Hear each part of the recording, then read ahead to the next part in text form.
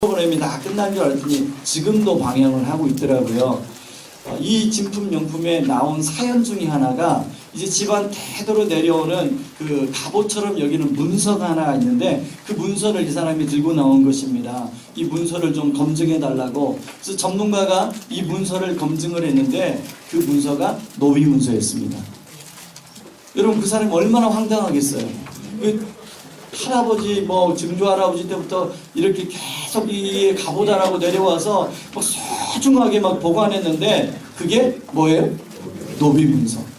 그럴 줄 알았으면 어떻게 해야 돼요? 불태워야 되죠.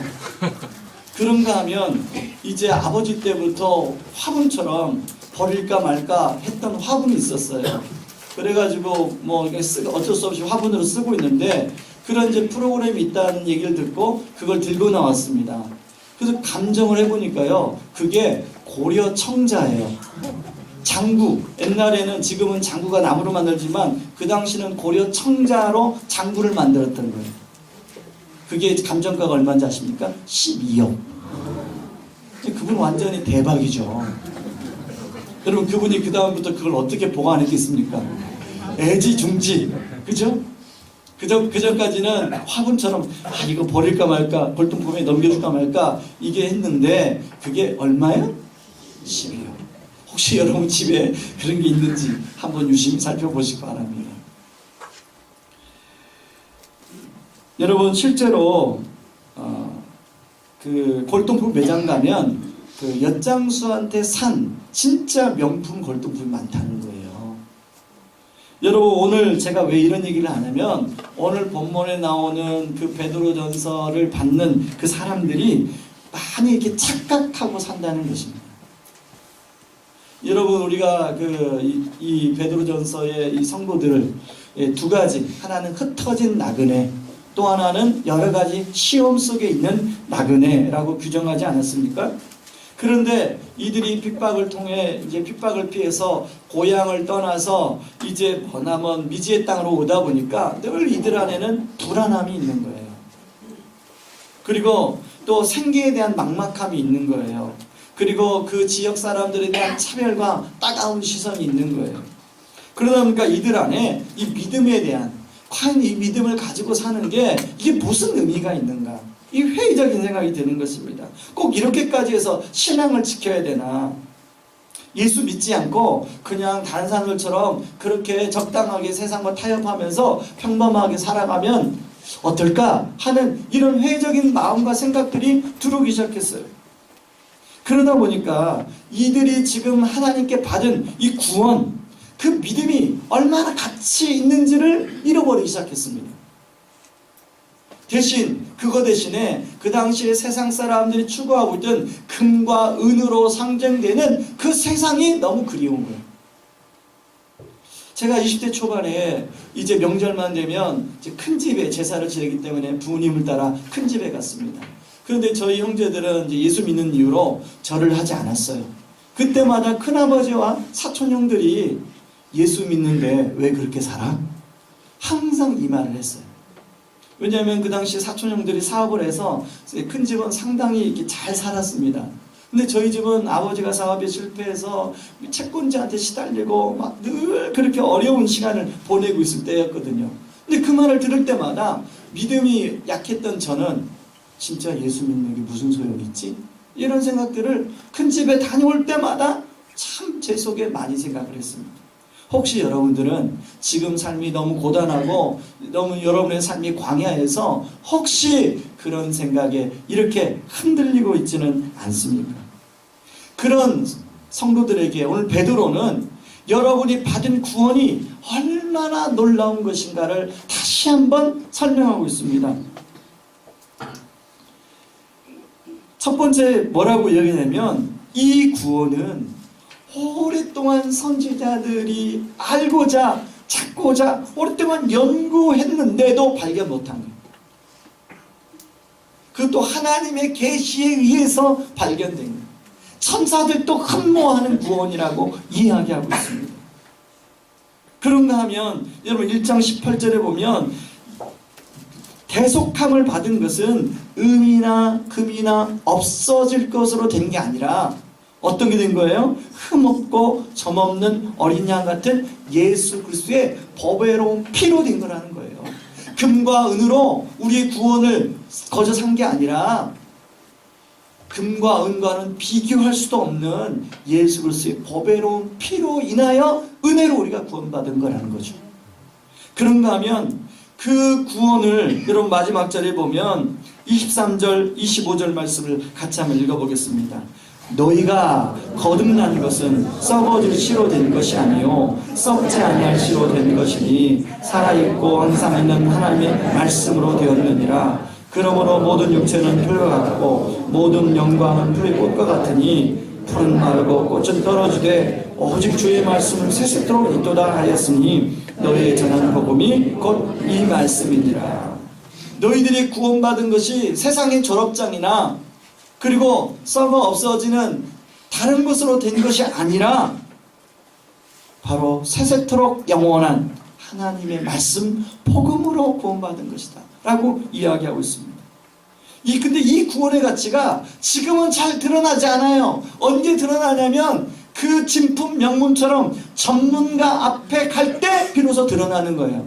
그걸 뭐라고 하냐면 오늘 20절 21절에 보면 20절 21절 같이 성경을 읽겠습니다. 그는 창세전부터 미리 알리신 바 되시니나 이 말세에 너희를 위하여 나타나신 바 되었으니 너희는 그를 죽은 자 가운데서 살리시고 영광을 주신 하나님을 그리스도로 말미암아 믿는 자니 너희 믿음과 소망이 하나님께 있게 하셨느니라. 그 믿음이 그 구원의 가치가 언제 드러나냐면 바로 말세에 마지막 때에 주님 앞에 갈 때 그 구원이 얼마나 가치 있는가가 진짜 드러난다는 거예요. 여러분 오늘 본문에 보면 유독 베드로가 대조적인 표현을 많이 씁니다. 은이나 금처럼 없어질 것과 오직 흠없고 점없는 어린 양 같은 그리스도의 보배로운 피를 대조하고 있고요. 또 썩어질 씨와 썩지 않을 씨로 대조하고 있고 마르고 떨어지는 풀과 꽃과 같은 세상과 영원토록 있는 말씀을 대조하고 있습니다. 그런데 왜 베드로가 이렇게 대조 용법을 쓰냐면 그 당시 흩어진 나그네로 살아가는 성도들이 여러 가지 시험의 고단함 속에 있다 보니까 신앙이 흔들리면서 그런 전자에 말한 그런 것들의 마음을 뺏기기 시작하는 거예요. 믿음과 구원은 별거 아닌 것처럼 생각하는 거예요. 그래서 베드로는 그것들을 대조시키면서 진짜 명품이 무엇인지 진짜 진품이 무엇인지를 베드로가 보여줍니다. 여러분 오늘 서론에서 말한 그 노비 문서가 진짜 갑옷처럼 여기는 사람과 고려 청자가 화분이라고 생각하고 버리는 그런 사람처럼 우리도 착각하며 살고 있지 않습니까? 우리가 거저 받았다고 하지만 우리가 받은 이 구원이 얼마나 귀한 은혜로 주어진 구원인가는 언제 가서 증명이 돼요? 우리 주님 앞에 갔을 때 주님의 심판대 앞에 섰을 때 그 구원이 얼마나 귀한가가 증명이 되는 거예요.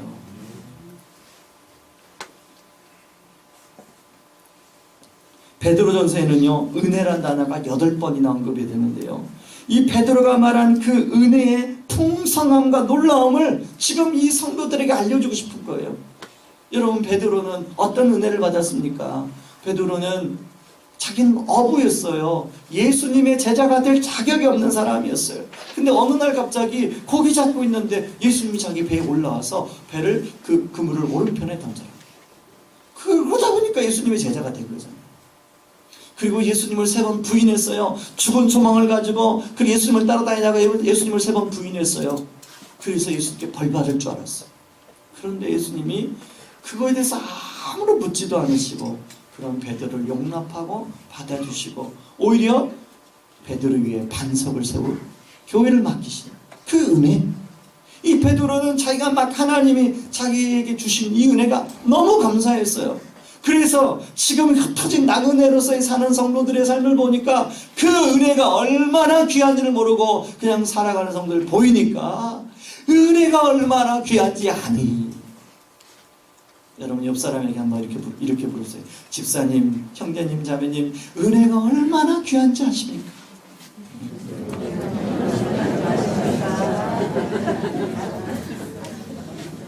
베드로는 그 당시에 성도들도 머릿속으로는 은혜랑 알았어요. 근데 그 은혜의 가치를 모르는 거예요. 여러분 그 가치는 언제 안다고요? 예수님의 심판대 앞에 가서 섰을 때 알아요. 그런데요, 예수님 앞에 심판대 앞에 가는 순간이 멀지 않았어요. 멀지 않았어요. 여러분 제가 이렇게 건강하게 서 있지만 저도 언제 순간에 심판대 앞에 설지 몰라요. 그 심판대 앞에 설 때 그 진짜 명품이 뭔지 진품이 뭔지 다 드러나는 거예요. 그리고 가품이 뭔지. 여러분 혹시 노비문서를 그냥 가부처럼 혹시 보관하고 있는 거 아니세요? 한번 옆 사람한테 물어보세요. 혹시 노비문서를 굉장히 귀하게 막 지금 여기고 있는 거 아니세요? 이렇게 물어보세요. 우리 그럴 수도 있어요. 지금. 여러분 이런 놀라운 은혜를 받은 천국 나그네로 어떻게 살아갈 것인가를 오늘 베드로가 이야기하고 있습니다. 첫 번째는 하나님을 의식하며 살으라는 거예요.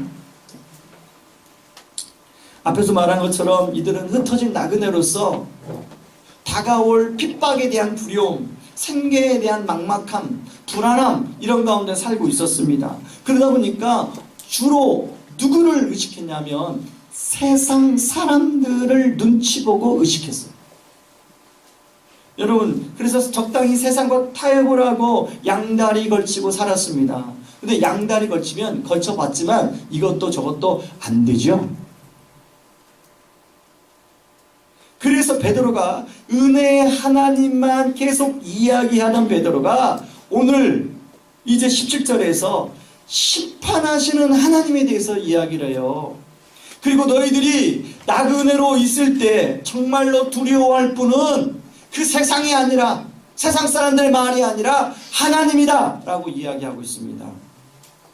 여러분 하나님을 두려워하지 않기 때문에 세상이 두려운 거예요. 진짜 두려워해야 될 하나님을 두려워하면 세상에 두려웠던 세상의 것들로부터 자유로움을 경험하게 될 줄 믿습니다. 여러분 여기 두려움으로 지내라는 말을 다른 번역본에 보면 하나님에 대한 경외감으로 지내라 이런 뜻입니다. 다시 말해서 하나님에 대한 경외감을 가지면 나를 두렵게 하는 모든 것들로부터 더 이상 두려워하지 않아요. 자, 베드로가 이 말한 다음에 그 다음에 그러면 이제 어떻게 해야 되느냐? 마음의 허리를 동이라고 얘기합니다. 왜 여러분 우리가 어디를 나갈 때 보면 가장 먼저 옷을 입고 뭘 하죠? 허리띠를 매죠. 허리띠를 매는 것과 매지 않은 것이 차이가 있습니다. 허리띠를 매야 달릴 수도 있어요. 그런데 왜 마음의 허리라고 하냐면 이 마음은 바로 우리 생각을 말해요. 이 생각은 우리의 가치관과 우리의 판단의 근거가 되는 것입니다. 그동안에는 지금 이 성도들의 생각이 어디에 지금 영향을 받고 있어요? 세상을 두려워하는 것에 영향을 받고 있어요. 근데 그 세상을 두려워하는 생각에 다시 어때요? 마음의 허리를 동여매라. 그런 다음에 믿음의 경주를 하라고 이야기하고 있습니다. 여러분 믿음의 경주를 하라고 이야기하는데 순종하는 자식처럼 경주를 하라고 14절 15절에 이야기하고 있어요. 여러분 믿음의 경주를 할 때는 속도보다 중요한 게 방향입니다. 방향. 아무리 열심히 막 달려도 방향이 잘못되면 어떻게 되죠? 여러분 우리 올림픽 때 보면 이제 계주 선수가 열심히 달리는데 예를 들어 트랙을 벗어났다. 규칙을 벗어났다. 이렇게 되면 아무리 1등을 해도 어떻게 돼? 탈락이 탈락. 속도보다 방향이 중요한데 잘못된 방향을 따라 경주할 수 있다는 거예요. 그렇지 잘못된 방향이 뭐냐면 14절 한번 읽어보시죠. 같이.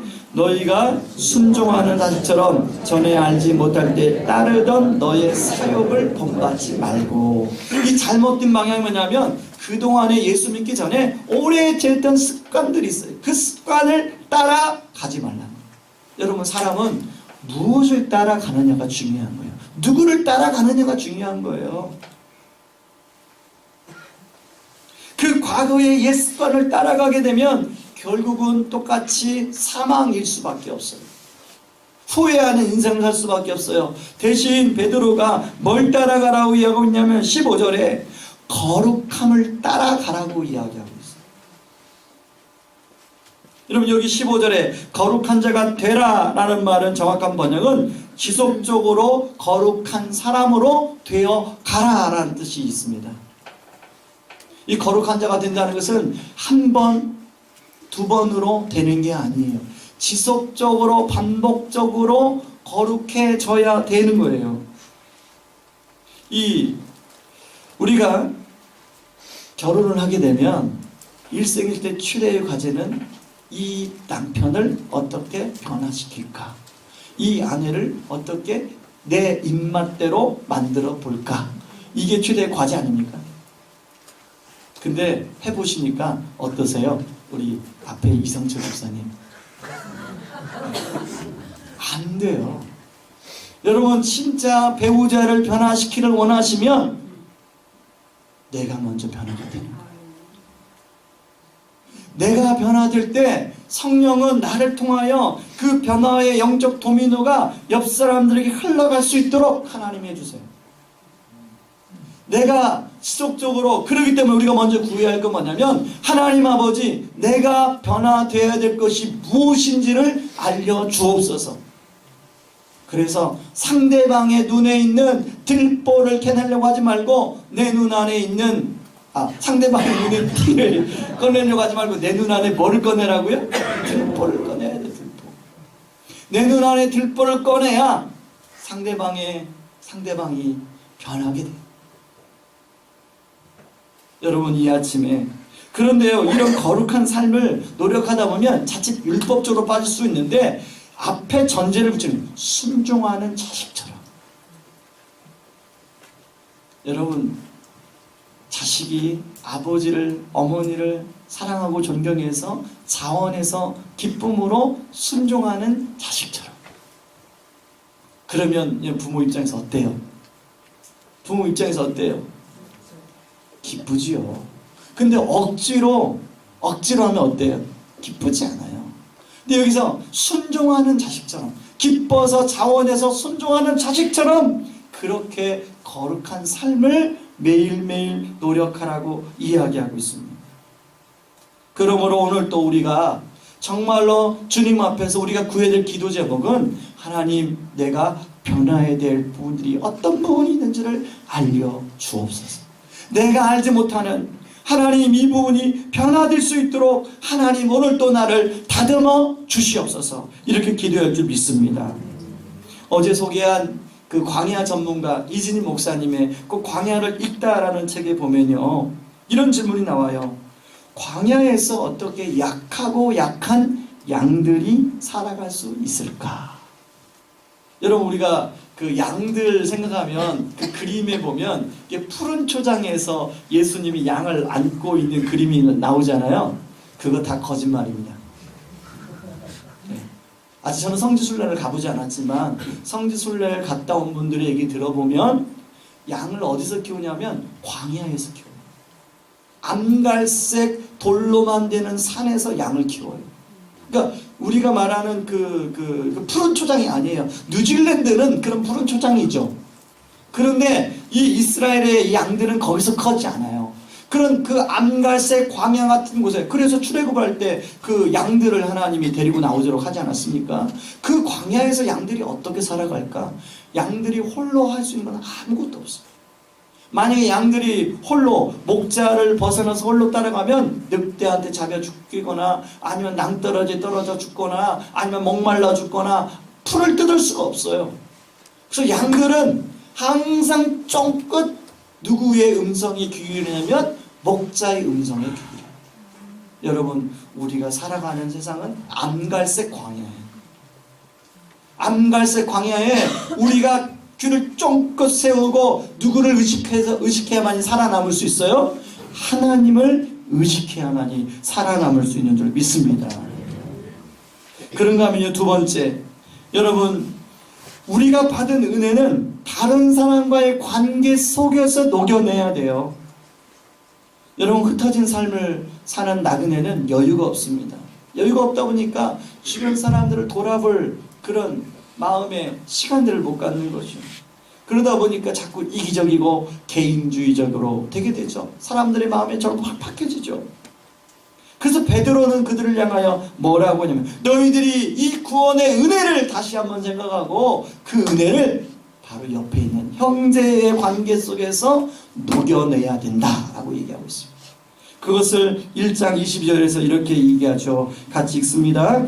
너희가 진리를 순종함으로 너희 영혼을 깨끗하게 하여 거짓이 없이 형제 사랑하게 이르렀으니 마음으로 뜨겁게 서로 사랑하라. 여러분, 누군가가 사랑받는다고 느끼기까지는 누군가가 사랑해 줘야 됩니다. 그렇죠? 누군가 사랑해주지 않고서는 사랑받음을 느낄 수가 없어요. 그러면 누군가를 사랑한다는 것은 그 누군가를 위해서 나를 희생해야 되는 거예요. 맞죠? 예. 나를 희생해야 누군가가 사랑을 입는 겁니다. 여러분, 우리 부모님이 우리를 키우면서 희생을 해줘서 사랑을 부어주셨기에 우리가 이만큼 자란 거예요. 그런가 하면 우리 자녀들을 위해서 여러분, 우리 부모로서 희생하기 때문에 우리 자녀들이 그 은혜를 입고 자라는 거예요. 마찬가지로 하나님은 자기의 독생자 예수 그리스도를 아끼지 아니하시고 우리에게 희생해 줬기 때문에 우리가 은혜를 입게 된 거예요.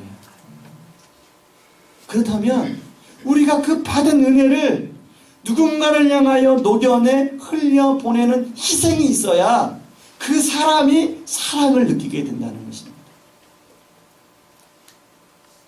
그런데 문제는 뭐냐면 내가 문제예요. 내가 희생하기를 싫어하는 거예요. 성령님은 자꾸 네가 희생하라고 얘기하는데 내가 희생하기 싫어하는 거예요. 안 그래요? 우리는 자꾸 뭐냐면 상대방이 희생을 먼저 해야 된다고 하는 거죠. 그럼 나도 희생하겠다 이렇게 하는데 우리 주님은 내가 먼저 희생하라고 이야기하고 있는 거죠. 여러분, 지난주에 혹시 점심시간에 여러분 떡과 포도를 드셨습니까? 근데 그 출처가 어딘지 아십니까? 출처도 모르고 드셨죠? 그래서 제가 알려드려야 될 것 같은데, 명절 전에 우리 교회에서 신앙생활을 하다가 이제 이 집을 이사해서 떠난 신혼부부가 이제 명절 전에 좀 만나자고, 그래서 명절 전날에 좀 만났습니다. 그랬더니 한참 이제 이런저런 대화를 하고 마지막에 봉투를 하나 주는 거예요. 그 봉투가 뭐냐면 그 남편이 아마 주식하다 걸렸나 봐요. 아내한테. 그래서 이 아내와 남편이 그러면 이건 꽁돈이니까 그동안에 우리가 은혜 받은 교회들에게 이걸 흘려주자, 이렇게 결정을 했대요. 그래서 그 자매와 형제가 그 봉투를 주면서 돌이켜보니까 우리 교회 있는 동안에 참 그 자매는 개인적으로 좀 몸이 건강이 안 좋았던 자매인데 건강이 많이 좋아졌대요 지금. 근데 그게 돌이켜보니까 우리 성도님들이 참 많이 기도해주고 또 다락방에서 사랑해주고 그리고 예배 시간에 은혜를 받은 그 은혜가 감사해서 성도님들에게 뭐를 할까 고민하다가 점심때 떡과 과일을 좀 했으면 좋겠습니다 하고 봉투를 줍니다. 자, 여러분 어때? 떡을 먹고 포도를 먹으면서 은혜 입으셨죠? 네. 해보세요. 누군가가 희생을 하니까 은혜를 입는 거예요. 여러분이 받은 이 과자, 사실은 이게 아무것도 아니지만요, 우리가 좀 아이디어를 짰어요. 어떻게 하면 우리가 받은 은혜를 성도님들에게 좀 표현할 수 있을까? 이런 통로로도 표현할 수 있는 거예요. 그랬더니 어때요? 그걸 희생하는 우리도 기쁘고 또 받는 여러분들도 기쁘고. 여러분, 사랑은 다른 게 아니에요. 내가 받은 은혜를, 작은 은혜지만 그걸 흘려 보낼 때 그 안에서 사랑이 느껴지는 거예요. 여러분, 저는 우리 교회 공동체가 이렇게 은혜를 서로 흘려 보내고 은혜를 입고 또 은혜를 흘려 보내고 은혜를 입는 사랑의 공동체가 되기를 바랍니다. 특별히 가정 안에서, 여러분 부부간에 이렇게 서로 희생하고 흘려 보내주고 흘려 또 은혜를 입고 흘려 보내주는 그런 따뜻한 부부 사이, 그리고 여러분의 모든 관계가 그런 은혜가 흘러가는, 은혜를 입는 그런 관계들이 되기를 주의 이름으로 축원합니다. 우리 이 시간에 같이 기도하겠습니다. 찬양하고 기도하기로 하는데요, 우리 찬양할 때